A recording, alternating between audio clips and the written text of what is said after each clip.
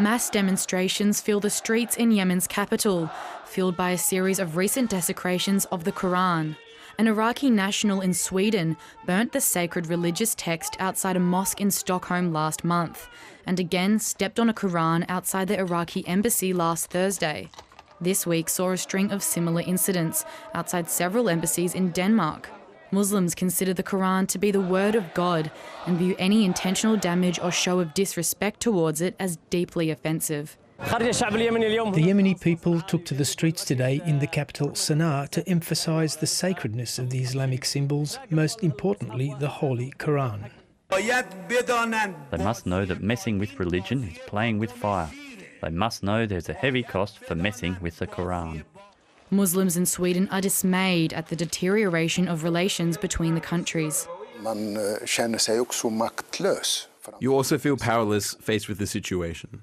You expect politicians, decision makers and the police to understand this and try to find a solution to it. But that hasn't happened, unfortunately.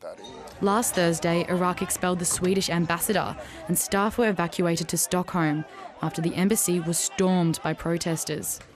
The burning of the Koran is still not illegal in Denmark and Sweden, as it comes under rules of protecting free speech. But both countries have spoken out about the acts. I think there are many people who have reason to reflect.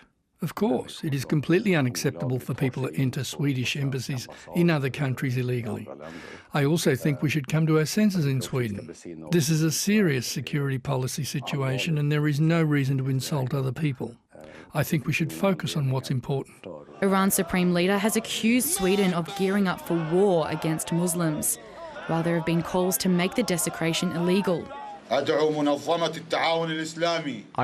on the countries of the world to enact a law that criminalises the banning of the Quran and makes it a terrorist crime. Back in Sweden, police have filed preliminary hate crime charges against the man behind the incidents.